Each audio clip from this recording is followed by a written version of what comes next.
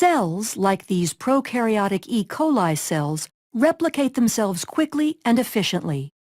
Part of the process of asexual reproduction is the ability of cells to make identical copies of their DNA before cell division occurs. Prokaryotic cells that reproduce by binary fission rely on the fast, accurate process of DNA replication to ensure future generations of cells will have the same genetic instructions as the parent cell. The structure of DNA aids in the speed and accuracy of replication. Double-stranded DNA is a polymer of two strands of nucleotides which are hydrogen bonded to each other to form a double helix. Nucleotides are molecules that consist of a deoxyribose sugar, a phosphate, and one of 4 nitrogenous bases. The phosphodiester backbones consist of alternating sugar and phosphate groups.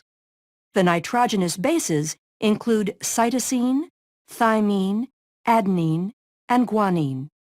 Cytosine forms 3 hydrogen bonds with guanine, and thymine forms 2 hydrogen bonds with adenine.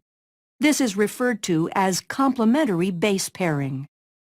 The double helix will have one strand oriented in a 5' to 3' direction relative to the hydroxyl group of the deoxyribose sugar, and the other strand oriented in a 3' to 5' direction. This shows the anti-parallel nature of the DNA strands. The complementary base pairing in the structure of DNA allows replication to be executed in a semi-conservative manner. Each strand of the DNA molecule is used as a template in the creation of a new double strand.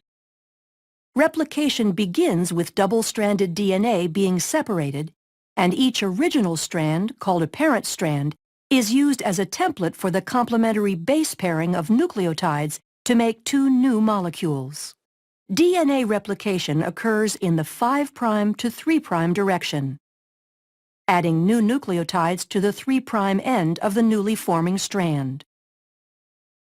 DNA replication will begin at a specific area of the molecule called the origin of replication. The origin of replication denotes the area of active replication called the replication fork. In order to understand how complex eukaryotic organisms replicate DNA, scientists first studied replication in prokaryotic models like E. coli. A number of enzymes are needed for replication to proceed once the replication fork is established. Helicase separates the strands of the double helix, and single-stranded binding proteins stabilize the newly single-stranded regions. DNA gyrase is used to make sure the double-stranded areas outside of the replication fork do not supercoil.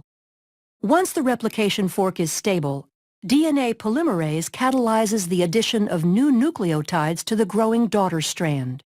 Other proteins, such as beta clamps and the clamp loader, help hold the DNA polymerase in place on the DNA. Short sequences of RNA, called primers, have to be paired to the template strands by the enzyme primase because DNA polymerase cannot begin to add nucleotides without a primer. Replication of both strands occurs at the same time, one using continuous synthesis and the other discontinuous.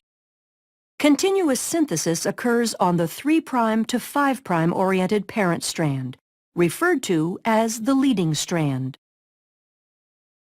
New nucleotides are added to the 3' end, moving continuously toward the expanding replication fork.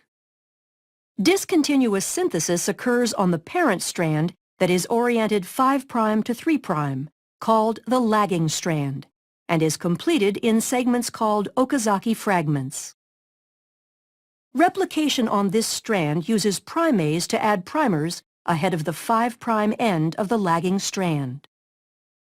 DNA polymerase III then adds short sequences of nucleotides, the Okazaki fragments, to the primer, filling in the gap. As the helix is opened further, this process repeats until the entire strand is replicated.